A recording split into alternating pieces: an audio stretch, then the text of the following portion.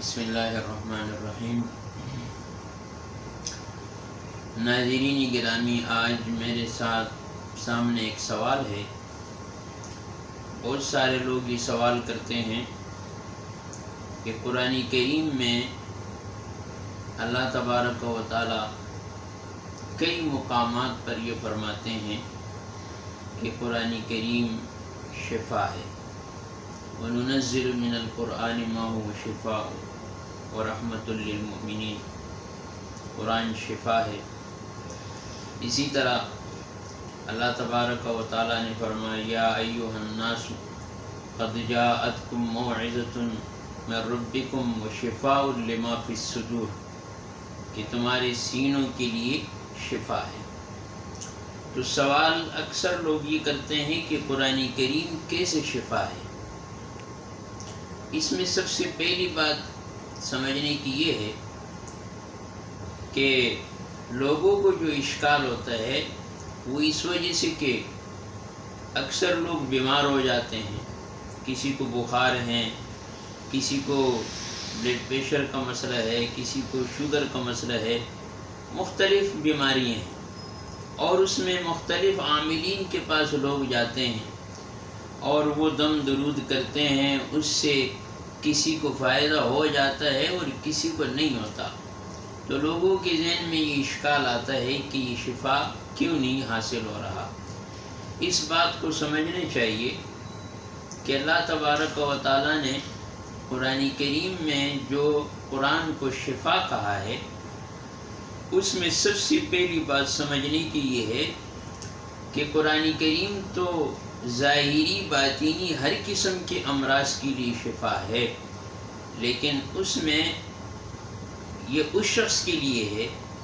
کہ جو شخص قرآن کریم کے مطابق اپنی زندگی گزارے اور اس کے اعمال، اس کے اخلاق، اس کا کردار، اس کا گفتار ہر اعتبار سے قرآن کریم کے مطابق ہو، تو پھر قرآن کریم ظاہری باطینی ہر اعتبار سے اس کے لیے شفا ہے۔ دوسری بات کہ روحانی امراض کیا ہیں اور ظاہری امراض کیا ہیں۔ ہمارے ہاں مشہور یہ ہے کہ روحانی امراض اس کو سمجھتے ہیں کہ کسی کو جنات ہو گئے، کسی کو جادو ہو گیا، کسی کو نظر بد لگ گئی، تو لوگ سمجھتے ہیں یہ روحانی مریض ہے۔ یہ روحانی مریض نہیں ہے، یہ بھی جسمانی مریض ہے۔ روحانی امراض کون سے ہیں؟ جو دل کے اندر امراض ہیں، قرآن کریم اس کا علاج کرتا ہے، اور بڑے بڑے مشرک جو آپ علیہ الصلاۃ والسلام کے زمانے میں قرآن کریم کے ذریعے سے ان کا علاج ہوا، تو وہ اس اعتبار سے تھا کہ ان کے دلوں کے اندر شرک تھا، ان کے دلوں کے اندر رسومات تھے، کفریات تھے، بدعات تھے، یہ ساری چیزیں تھیں۔ تو قرآن کریم جو روحانی بیماریوں کا علاج کرتا ہے، اس سے دل کے اندر یہ جو بیماریاں ہیں، کسی کی دل کے اندر کفر ہو، شرک ہو، بدعت ہو، رسومات ہو، کسی کی دل کے اندر بغض ہو، کینہ ہو، حسد ہو، یہ ساری چیزیں یہ روحانی امراض ہیں، اور قرآن کریم اس روحانی امراض کا علاج کرتا ہے، بشرطے کہ کوئی قرآن کریم کے احکام کے مطابق عمل کرے اور اس پر اپنی زندگی کو گزارے۔ اسی طرح جب قرآن کریم کے مطابق کوئی اپنی زندگی کو بنا لیتا ہے اور اس کے مطابق عمل شروع کر دیتا ہے، تو جیسے اس کے اندر کے جو روحانی امراض ہے اس کا علاج ہوتا ہے، تو پھر اسی طرح اس کے ظاہری امراض کا بھی علاج شروع ہو جاتا ہے۔ اور اب اگر اس کے جسمانی بیماریاں ہیں، مثلا کسی کو جنات ہو گیا، کسی پر جادو کا اثر ہو گیا، کسی پر نظر بد کے اثرات ہو گئے، کسی کو بخار ہو گیا، مختلف بیماریاں، تو پھر یہ ظاہری امراض کا بھی علاج قرآن کریم کر دیتا ہے، اور قرآن کریم کے ذریعے اللہ تبارک و تعالیٰ اس کو شفا دے دیتے ہیں، کیونکہ قرآن کریم وہ کلام ہے اور ایسا عظیم کلام ہے کہ جس زمانے میں اللہ تبارک و تعالیٰ نے قرآن کریم کو نازل کیا آپ علیہ الصلاۃ والسلام پر، تو یہ عرب کی فصاحت کا زمانہ تھا، عرب کے لوگ اس زمانے میں فصیح اور بلیغ انداز سے عربی کو سمجھتے تھے اور جانتے تھے، اور ایک ایک حرف سے گوئے کہ وہ کایا پلٹ دیتے تھے۔ جیسے ایک شاعر کا واقعہ ہے کہ اس نے کسی بادشاہ کے دربار میں جا کے یہ چاہا کہ میں کچھ اشعار پڑھوں، اور اس اشعار پڑھنے سے بادشاہ مجھے کچھ اشرفیہ دے دیں، کچھ مجھے نذرانے پیش کریں گے۔ تو اس نیت سے شاعر کیا، لیکن بادشاہ اپنے مصروفیات میں تھا، اپنے دربار کے کاموں میں لگا تھا، تو اس نے اس شاعر کو کوئی توجہ نہ دی۔ تو شاعر نے نکلتے ہوئے یہ شعر لکھ دیا کہ لقد ضاع، بادشاہ کے دروازے پر جاتے ہوئے یہ شعر لکھ دیا کہ لقد ضاع شعری علی بابکم کما ضاع عقد علی خالصہ۔ اس بادشاہ کی ایک باندی تھی، اس کا نام خالصہ تھا، اور اس کے گلے کے اندر ایک ہار تھا جو بڑا خوبصورت تھا۔ لیکن شاعر نے جب دیکھا کہ بادشاہ نے مجھے کوئی نذرانہ نہیں دیا، تو اس نے یہ شعر لکھ دیا کہ لقد ضاع شعری علی بابکم،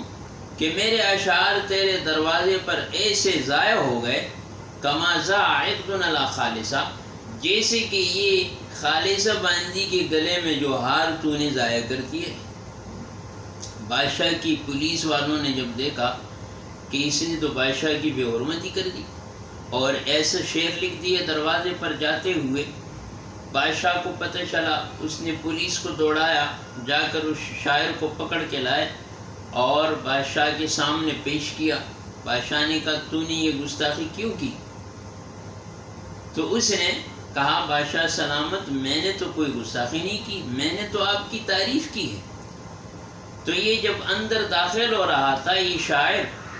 تو یہ دیکھے عربی کے اندر اتنی فصاحت اور بلاغت اور ایسے ماہر تھے کہ اس نے لقد ضاع کے اندر جو عین ہے، اس عین کے شوشے کو نیچے سے مٹا دیا۔ تو جب عین کا نچلا والا شوشہ مٹ جاتا ہے تو اوپر صرف حمزہ رہ جاتا ہے، حمزہ۔ تو اب عین کا شوشہ مٹا، حمزہ رہا، تو اس نے بادشاہ کو کہا کہ دیکھیں میں نے تو آپ کی تعریف کی ہے کہ لقد ضاع شعری علی بابکم، کہ تحقیق میرے اشعار تیرے دروازے پر ایسے چمکیں، کما ضاع عقد علی خالصہ، جیسے کہ یہ خالصہ باندی کے گلے میں جو ہار چمک رہا ہے اور خوبصورت ہار ہے، تو جیسے یہ چمک رہا ہے اسی طرح میرے اشعار بھی تیرے دروازے پر چمک رہے ہیں۔ تو بادشاہ نے کہا واہ، یہ تو بڑی زبردست اس کا شعر ہے، اور بادشاہ نے بڑے اشرفیوں کے تیلے لے کر اس کو نذرانے دیے اور اس کا کام بند کیا۔ تو خلاصہ یہ کہ قرآن کریم کو یہ اس زمانے میں اللہ نے نازل کیا کہ وہ عربی زبان کے ایک ایک لفظ سے وہ گوئے کے معاملے کا کایا پلٹ دیتے تھے۔ تو قرآن کریم جب نازل ہوا تو ایسے شعراء وہ اپنی شاعری انہوں نے روک دی اور وہ سمجھ گئے، انہوں نے اعلان کر دیا کہ قرآن کا مقابلہ کوئی نہیں کر سکتا، اور اس میں کوئی شک نہیں ہے کہ قرآن کریم ہر بیماری کا علاج ہے، لیکن صرف شرط یہ ہے کہ ہم اپنے اعمال کو اور اپنی زندگیوں کو ہم قرآن کریم کے مطابق بنا لیں، تو یہ ہمارے ظاہری امراض کا بھی علاج ہے اور ہمارے باطینی امراض کا بھی علاج ہے۔ اللہ تبارک و تعالی ہمیں قرآن کریم کو سمجھنے اور اس پہ عمل کرنے کی توفیق عطا فرمائے۔ وآخر دعوانا الحمدللہ رب العالمین۔